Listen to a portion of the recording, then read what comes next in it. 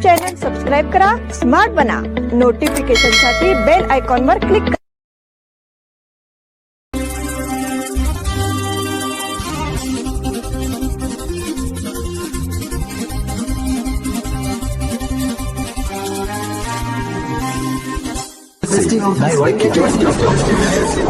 या सगळ्या ऑफर्स मध्ये बेस्ट प्राइस भेटणार याची काय गॅरंटी?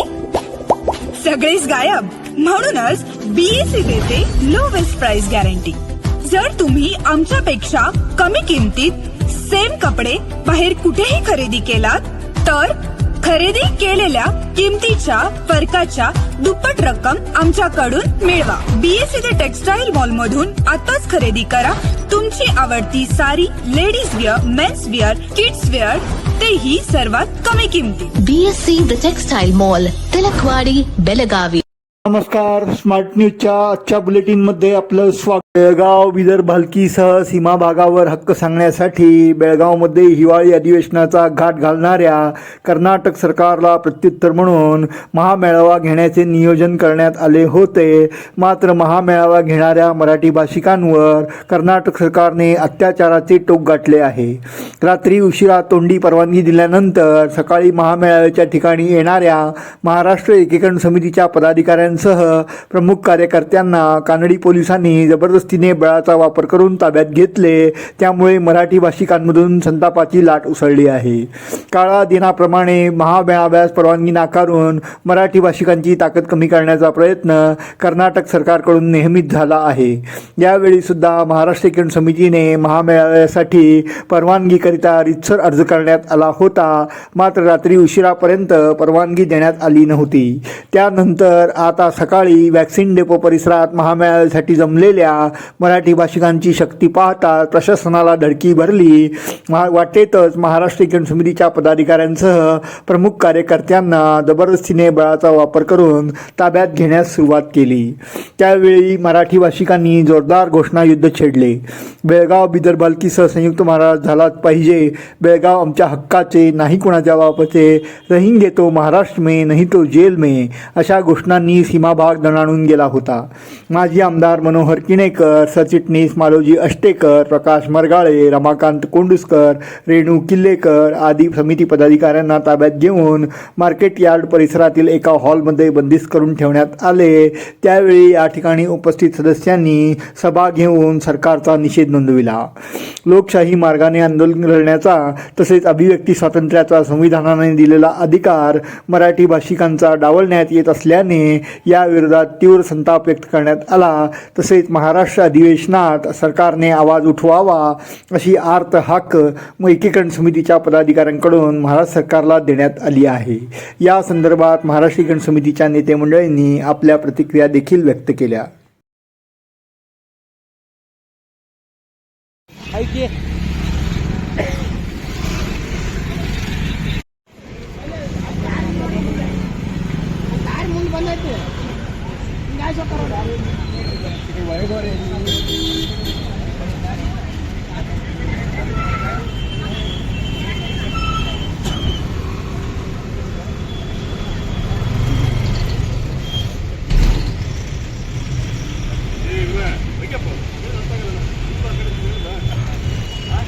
शिवाजी सरकार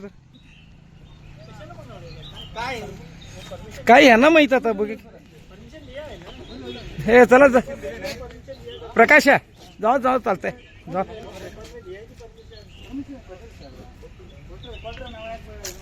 जाऊ जाऊ.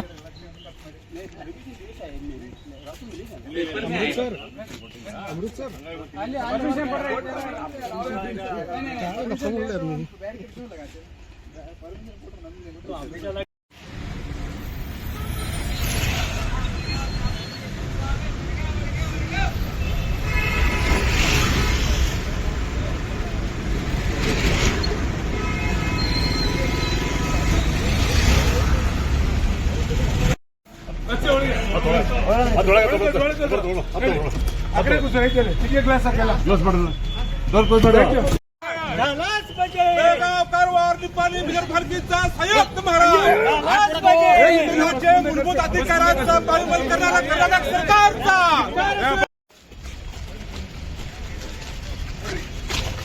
गाडी स्टॉप बंद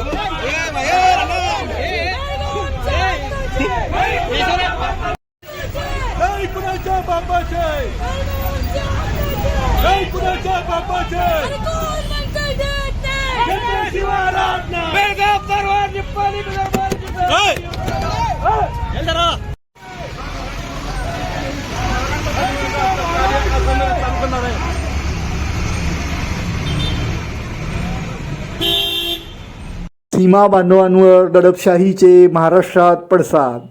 बेळगावात महाराष्ट्रीयन समितीच्या वतीने महामेळावा आयोजित करण्यात आला होता. मात्र महाराष्ट्रीयन समितीच्या नेत्यांना महामेळावा घेण्यापासून रोखण्यात आले. याचे पडसाद आता महाराष्ट्रातही उमटले आहेत. दोन्ही राज्यांदरम्यान बस सेवा तात्पुरती बंद करण्यात आली आहे. तसेच सीमा भागात तणावाचे वातावरण निर्माण झाले आहे, ज्यामुळे प्रवाशांना समस्यांचा सामना करावा लागला आहे. कर्नाटक सरकारचे हिवाळी अधिवेशन आजपासून बेळगावात सुरू झाले आहे. या संदर्भात याला प्रत्युत्तर देण्यासाठी महाराष्ट्र किरण समितीने महामेळाव्याचे आयोजन केले होते. या महामेळाव्यात सहभागी होण्यासाठी जाणाऱ्या नेत्यांची धरपकड करण्याचे काम कर्नाटकी प्रशासनाने केले. त्यामुळे मराठी जनतेमध्ये संतापाचे वातावरण पसरले. त्याचेच पडसाद महाराष्ट्रातही उमटले. कोल्हापुरात ठाकरे गटाच्या कार्यकर्त्यांनी एसटी डेपोत जोरदार निदर्शने करून कर्नाटक सरकारचा निषेध नोंदवला. तर कर्नाटक महाराष्ट्र सीमेवर तणावाचे वातावरण निर्माण झाल्याने महाराष्ट्र कर्नाटक एसटी सेवा तात्पुरती बंद करण्यात आली आहे. त्यामुळे दोन्ही राज्यात जाणाऱ्या प्रवाशांचे हाल होत आहेत.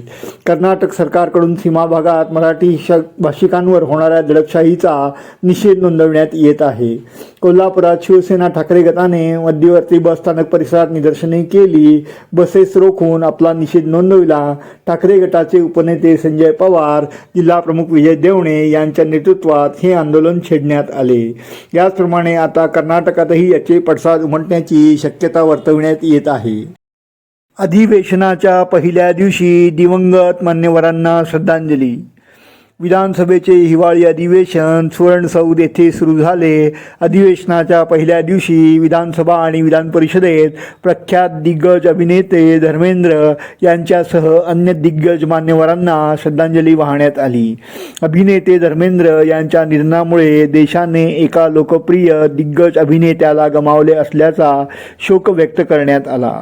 त्याचबरोबर विधान परिषदेचे माजी सदस्य के नरहरी, विधान परिषदेचे माजी सदस्य आणि विधानसभेचे माजी सदस्य आर व्ही देवराज, लोकसभेचे माजी सदस्य, माजी मंत्री आणि विधानसभेचे विद्यमान सदस्य हुल्लाप्पा मेथी, प्रसिद्ध लोकसाहित्यकार आणि साहित्यिक डॉक्टर एन आर नायक, प्रसिद्ध कादंबरीकार एस एल भैरप्पा, ज्येष्ठ पत्रकार TJS जॉर्ज, प्रसिद्ध सुगम संगीत गायिका अनुराधा धारेश्वर तसेच सालुमरद तिम्मक्का यांना देखील श्रद्धांजली अर्पण करण्यात आली.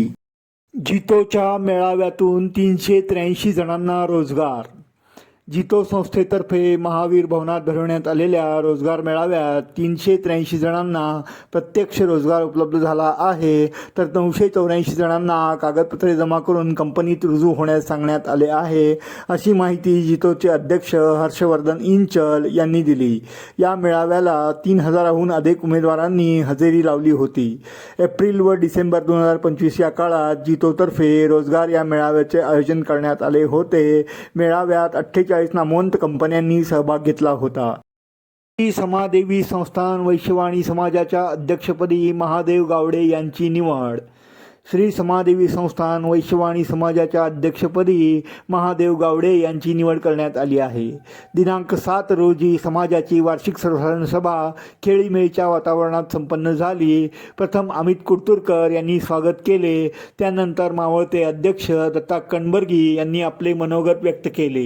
मागील वर्षीचा आर्थिक अहवाल मांडण्यात आला, तसेच जमा खर्च सादर करण्यात आला. त्याला सभागृहाने मंजुरी दिली. त्यानंतर पुढील 3 वर्षासाठी नवीन कार्यकारिणी जाहीर करण्यात आली. यामध्ये अध्यक्षपदासाठी महादेव गावडे यांची बिनविरोध निवड करण्यात आली. त्यानंतर अध्यक्ष महादेव गावडे यांनी आपले मनोगत व्यक्त केले. यावेळी त्यांचा सत्कार देखील करण्यात आला. नूतन पदाधिकारी पुढील प्रमाणे: अध्यक्ष महादेव गावडे, उपाध्यक्ष अमित कुर्तुरकर, राहुल गावडे, सचिव विक्रांत कुदळे, उपसचिव परेश नार्वेकर, खजिनदार राहुल कलगटगी, उपखजिनदार विनायक शहापूरकर, तसेच ट्रस्टी सुरेश पेळणकर, सुधीर मदली, राकेश कलगटगी.